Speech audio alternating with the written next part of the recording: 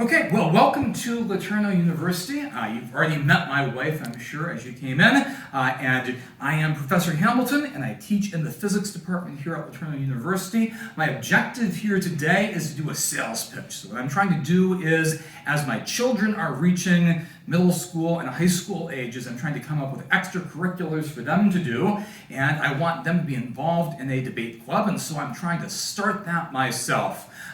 When I first did this last year, I didn't even know if there was anything else locally here in Longview. There is another club associated with Czech, so I guess we're the Larhi Club. We're the Anybody Club. We're the Anybody Club at this point. We're the people who can't go to Czech, or if even Czech people want to come over to us, that's fine as well. There are two different national organizations that do debate and speech activities, and for the moment I'm representing NCFCA right here, which is one of those two organizations. The existing club is affiliated with the other organization, STOA, and I want to emphasize that we're not in competition with them. I want them to do well. I want to work with them. We're just trying to reach out to people who maybe can't participate in their events for one reason or another. Here's an introduction to who we are. My wife is currently, I believe, still vice president of Larhi. Yep, for another year. For another year to come. And before that, she was working at Legacy Academy, a university model school. She did librarian work and was a curriculum director, and so she's been pretty involved in both homeschool activities and other educational activities as well. I have two children. I brought them with me when we were here in August, but right now they're at home right now. Millie and Molly. Millie is in 7th grade and Molly is in 5th grade, so they're right on the cusp of beginning to be involved in some extracurriculars. I have a PhD in physics from the University of Colorado. Wait, you skipped the first point of view. It's Reba's husband, yes, I suppose. That's very important to know I'm married to you.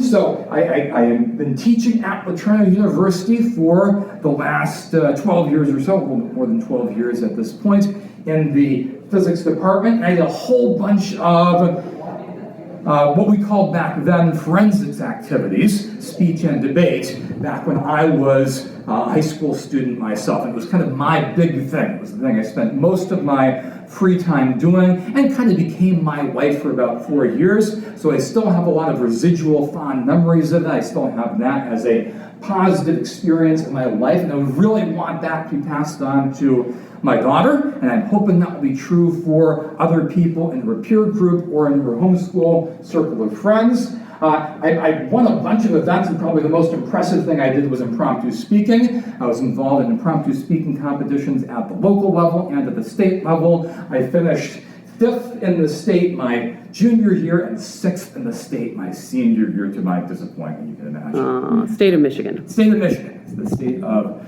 Michigan. I also did debate all 4 years and was involved on the varsity debate team almost immediately after I went to high school, and it became a big influence in my life. It took me from being a person who had virtually no extracurriculars to a person who had one that took up many, many hours every single week. I'd also like to thank John Barrett, who's kind of our liaison here for setting up the space that we're using. He has some relationship with NCFCA prior to us trying to set up this organization, and they've had a couple of big tournaments here in the past. I think 3 big tournaments here in the past for their end of semester regional tournament. They would have had one this year, but there's a conflict with graduation. It's the same weekend, so they had to move it. Okay, so here is my sales pitch, why we should add this as an extracurricular club to Larhi and anybody outside of Larhi who wants to be interested in joining with us right here. In general, I feel like this is one of the best things that you can do with your kids at the middle school and high school level, because it's an incredibly diverse set of activities, and all of them are really valuable to you later on in life. First, you'll learn how to do research. It's going to be a big part of your life, the kind of research that you do for a term paper, or the kind that you do if you go on to a graduate program to get a graduate degree. All of those skills are skills you're going to naturally pick up along the way. You're going to be reading, not just reading for fun, but reading for the ability to gather lots of specialized information that comes from top experts, and that forces you to learn how to read more difficult or challenging sources.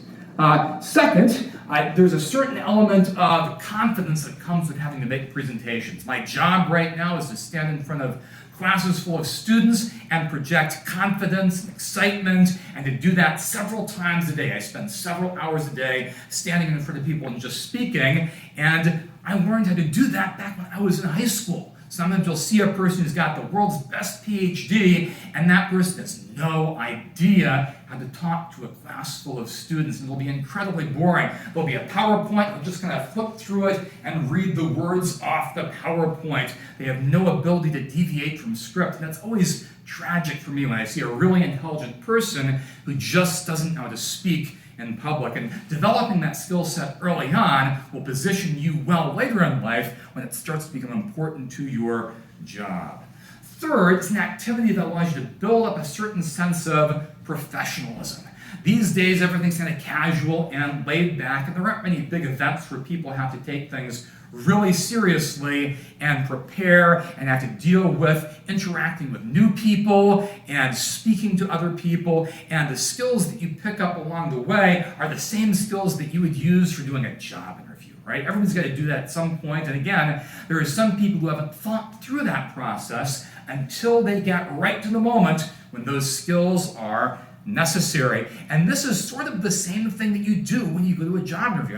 I'll see students in my class who have to, for the first time, go out and buy a suit and dress up and figure out what that even means. And here you're going to start doing that years in advance. This is also a team sport in some sense, and team sports are really valuable. They force you to figure out how to interact with other people. They force you to negotiate some of the complexities of relationships. There can be stress, there can be tension. You have to be able to resolve conflicts. And all of those things, as my final point right here, happen in an environment where there's pressure because you might lose, you might fail. And the idea of losing and failing is in itself a thing that the world sometimes tries to shelter you from. Try to create the impression that you're always doing the best and you're always winning all the time. Unless you're on an athletic team, you can kind of get into the mode of thinking that's just the way life is going to be all the time. And then when you get to the real world, you have to go out and get a job, you have to experience failure sometimes. You go in for a job interview and you don't get the job. The question is, will you be able to bounce back from that? And if you've had the experience of doing an activity where failure is necessary, everybody has to lose at some point or another, you've already prepared for that in advance. You've worked through that psychologically in a safer environment. I listed a bunch of other advantages right here. I would say it's a great way to make friends. It was a way for me to make friends. I think this is especially true for boys, where competitively speaking, you want to be in a place where you're doing something together with someone else. You have a shared common objective, a shared goal. It's not just socializing, it's working toward some project that you both have in common. It's a great thing for people who are not athletic to be able to tap into that competitive part of your personality. When I was in middle school, I tried out for sports teams and couldn't make the cut because I was the least coordinated. I was the smallest kid in the class. I'd show up for tryouts and they'd send me home on the first night, and I was so sad because I really liked competitive activities. I liked to feel like there was a thing I was good at, that I could succeed at, and this was my alternative to that track. There was an alternative track where you were involved in competitions that weren't physically based, but were mentally based. This is an activity that parents can be very involved in. My parents weren't super involved in it, but if that's the sort of thing that excites you, if you're the person who would go to a football game and think, I could be the coach, I could write plays for this team to run, you can't really do that when your kid's on the football team, but you can do that when your kids are on a debate team. You can actually help them write speeches, you can help them do research, you can give them advice, and you can be the coach. And so if you are a highly involved person like that, there's lots of potential to plug yourself in. It's a great opportunity for networking across the state. You can go to other cities and meet parents and other homeschool organizations We draw in a judging pool. Judges come in from professional organizations. We have multiple Laterno professors come to the local tournaments and judge. And so you can meet people who are highly successful. You'll meet lawyers and pastors and college professors. And all of those people are meeting because they want to hear your kids talk. It's kind of exciting, right? They're coming out there to see you. Laterno sent over people to set up a table to try to get recruits for Laterno University because we know the kids who are doing this stuff are the people that we want to bring into our academic programs. Finally, you're going to surround your kids with other people who are success-oriented. That's really important in life, to be able to find other people that will be the peers for your children that are constantly interested in doing the best and improving themselves. That creates a high success narrative for their lives. You're surrounded by people who really, really care about being the best and giving everything they've got. Okay. One additional thing I would say, thinking as a teacher specifically, is, well, at the beginning of every semester, I have students come to me and say, how should I prepare for the exam? What's the best way to study? Should I use my notes? Should I use my homework? Should I use my textbook? And this right here is one of my role models over here. This is Richard Feynman, the famous physicist, and he was a legendary teacher, he was a legendary author, and he was a really colorful personality, and he will tell you the best way to learn anything is to become a teacher yourself. And how often do you get to do that at the high school level? I mean, for me, other than speech activities, the first time that started to happen for me was when I went to graduate school and they gave me 1 day a week worth of TA work. But what you're doing in debate is following the Feynman model right here. The Feynman model is first you identify your topic, become an expert in that, and then prepare to teach it to, Feynman says teach it to a child, but what he really means is teach it to a non-expert, a person who knows much less than you do.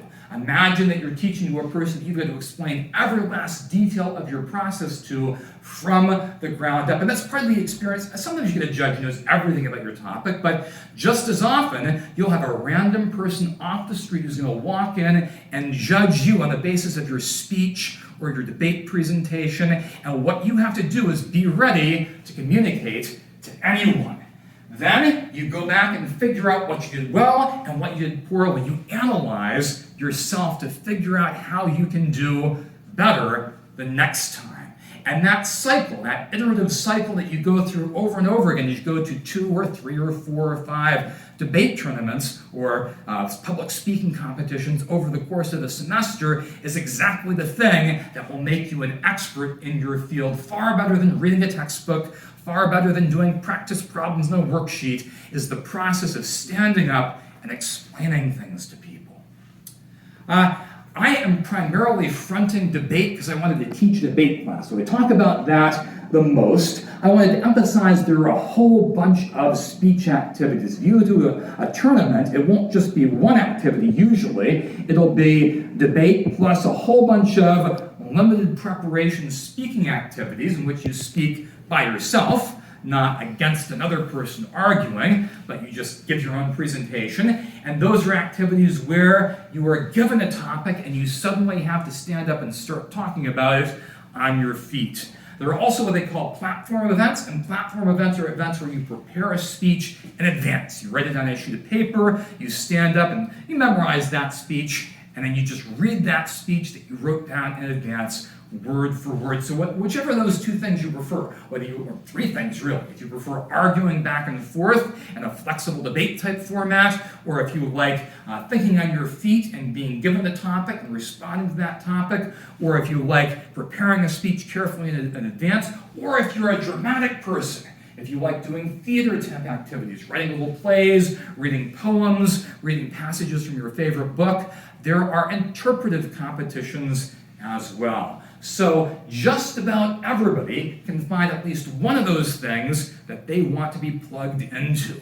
I was a think on your feet type person, so I did debate and one of the limited prep options right here, impromptu speaking, and those are the things I did best as, but my brother went into drama. And my brother put together like a little 12-minute dramatic presentation, a play with 5 or 6 of his friends, and they went all the way to state, and they finished like 3rd or 4th in the state as well his junior year. So lots of different personality types, lots of different things you can do, and everybody shows up together at one big event. You've got one person in your family who's the debater and one person who's the theater person. You can all go to the same place and compete at the same time.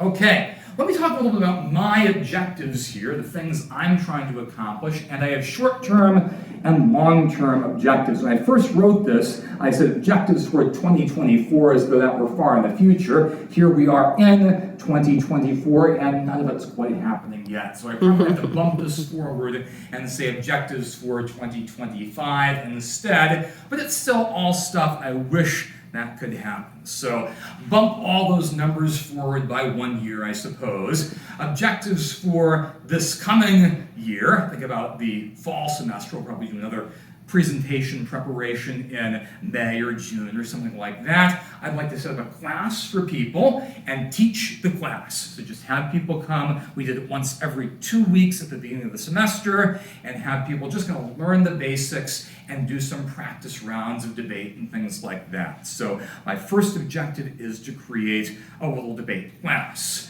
And then, after that, my longer-term objective is to organize for travel, to be able to put together a team that can go to other cities, places like Dallas, bit of a drive to go out there, or even closer, places like Tyler, and be able to participate in competitions. In general, taking the class is not too expensive. I think we asked people for what? $40. $40 last semester.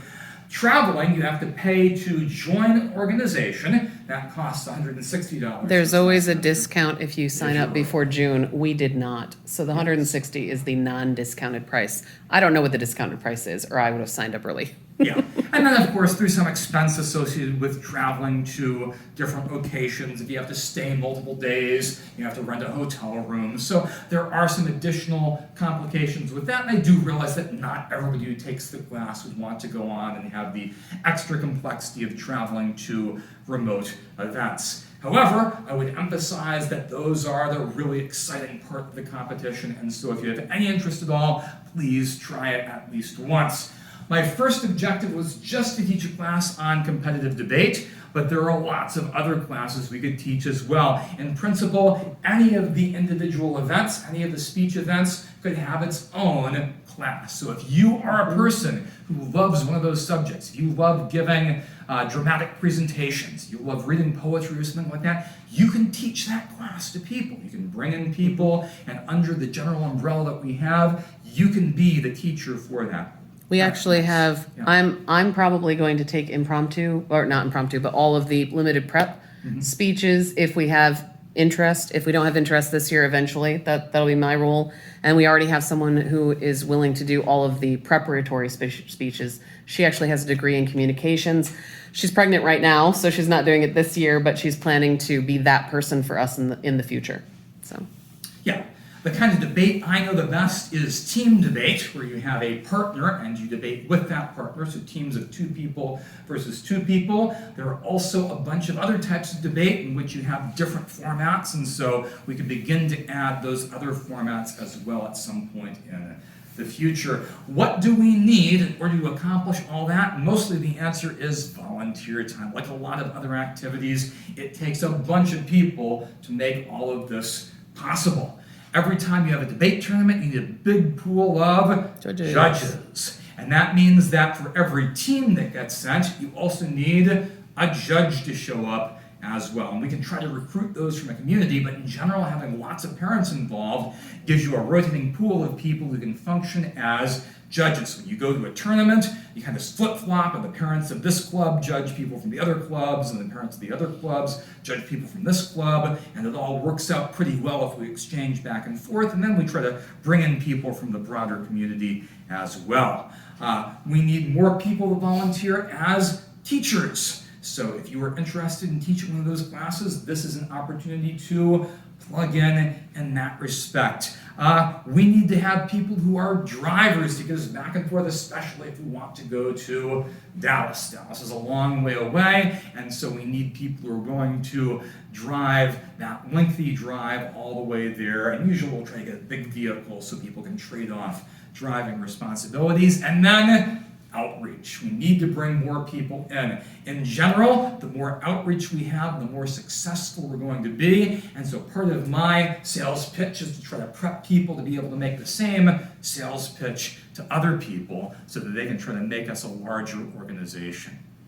What does it take to be successful in debate? Well, it kind of depends on how much you want to put into it, and I put in a lot. It became the thing I did as a huge chunk of my high school experience. It kind of took over my life for a few years because I wanted to be the best. I wanted to win everywhere I went, and I wanted to make myself a legend at my high school, and not everybody has to do that. Not everybody. You were definitely a legend. Yes, in one way or another, I'm sure. My high school complained about him.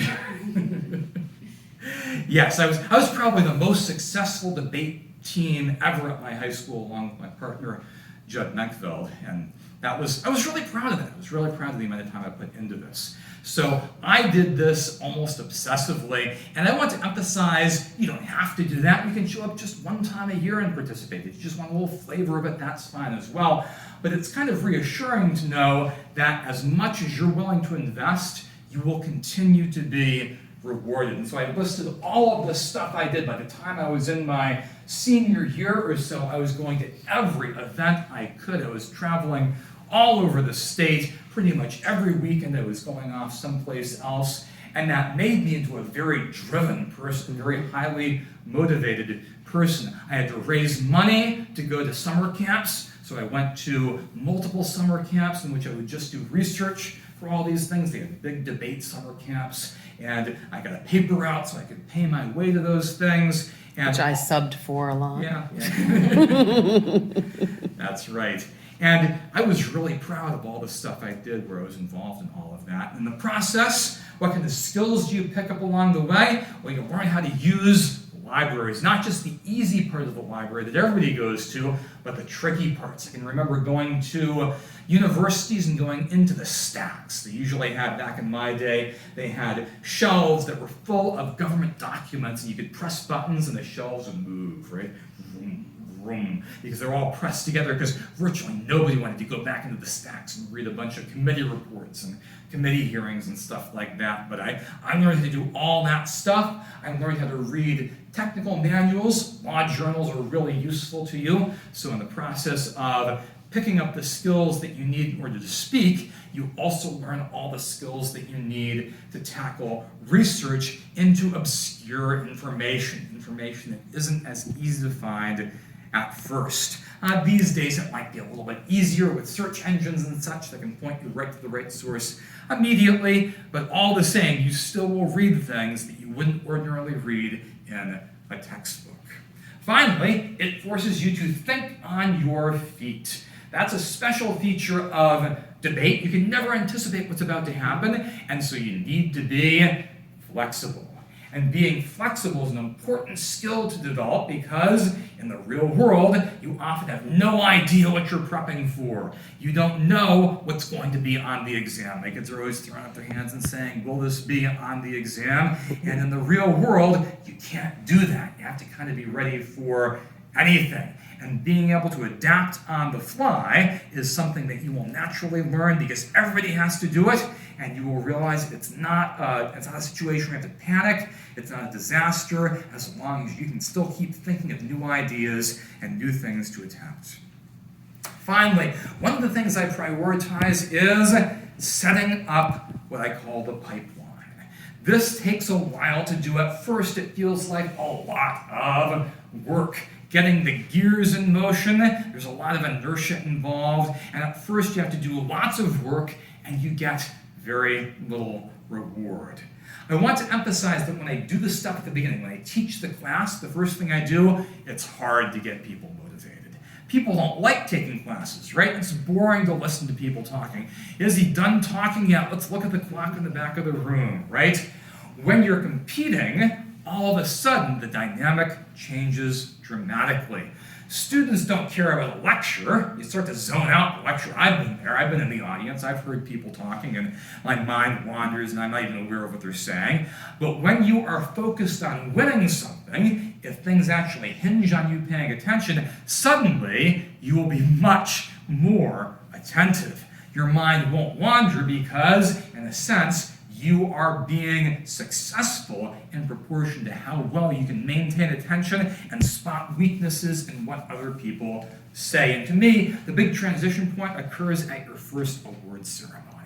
When you go to the awards ceremony, you realize that a whole bunch of other people will recognize your accomplishments. That people will look at what you've done and say, that person's really good. Oh, I've seen that person win multiple awards. They'll respect and honor people who are accomplished. And that creates a sort of a social contract. If you invest yourself really well and get good at the activity, then someday people will see you up on that stage. Maybe not when you're a freshman or a sophomore, but maybe by the time that you are a senior.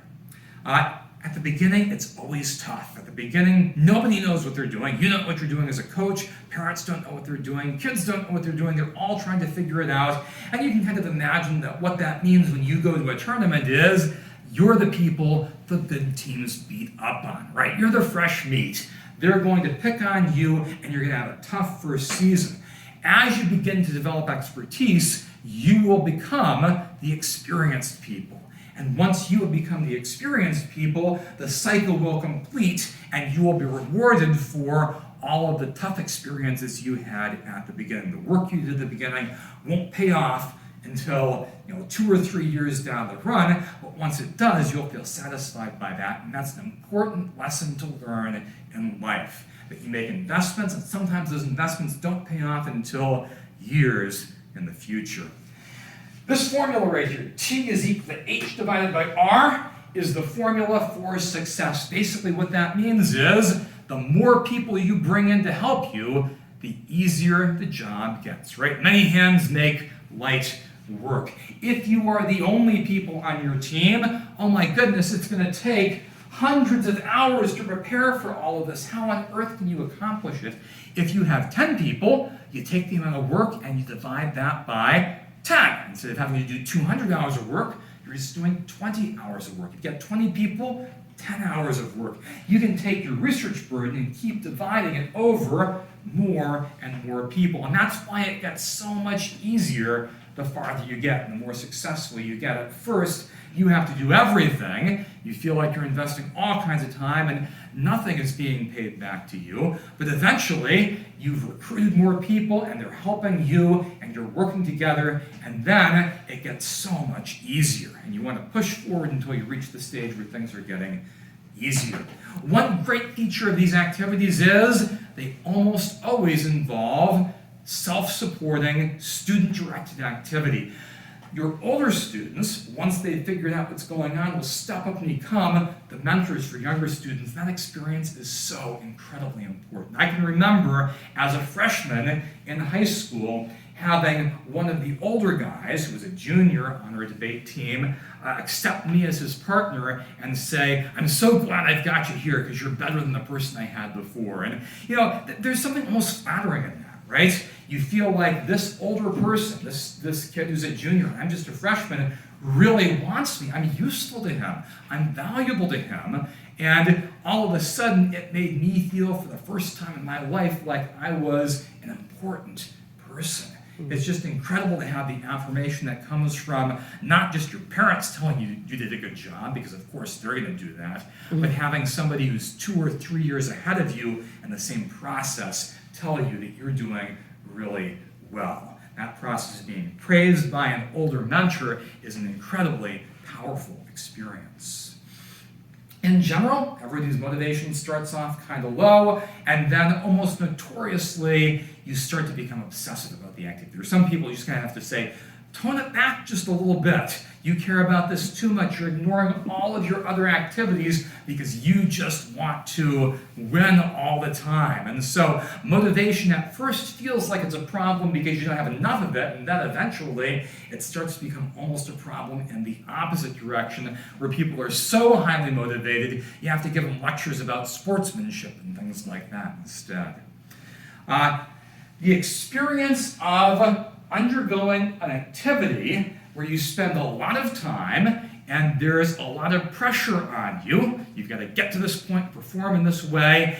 It's almost like being in the trenches of a war. And the kind of friendships that you build when you're constantly in that mindset, when you're constantly spending lots of time doing something really hard together, are powerful friendships. The kind of friendships you make because you're under pressure, because everybody's watching you, because you have to do well, are the ones that you're going to remember for the rest of your life. And people on athletic teams will tell you that. If somebody's played in the football team, they'll tell you how highly they value the friendships they make in that process. And this works the same way. It's a great way to build up what we call thick community, strong relationships in which people have to lean and depend on one another constantly from day to day. Okay, that's kind of my presentation right there. I closed it out with a few Bible verses right here that I felt might be meaningful to this activity. One of them is Psalm 1 through 3. Blessed is the man who walks not in the counsel of the wicked, nor stands in the way of sinners, nor sits in the seat of scoffers, but his delight is in the law of the Lord, and on this law he meditates day and night. All about exercising discernment and about recognizing good things from bad things. And whoever walks with the wise becomes wise, but the companion of fools will suffer harm. What's the big message of these verses right here? Hang out with people who really highly value being the best that they can be. If you hang out with people who are going nowhere, you're going to go nowhere. If you hang out with people who are pursuing excellence, whether that excellence is moral excellence or whether that's academic excellence, you will become a person who prizes being excellent in that category. And picking the right friends is important. Surrounding yourself with people who are highly motivated and trying to do something difficult is important. And to me, that's the thing that I take away as the most valuable element of these sorts of extracurricular activities. When I gave this presentation at the beginning of last semester, I brought in a bunch of my trophies and set them up in front of me, a little bit to brag, because I'm still pretty proud of the fact that I did that way back in the day, but also as a form of motivation, to let people know that if you are involved in this activity, you can become accomplished and feel good about yourself.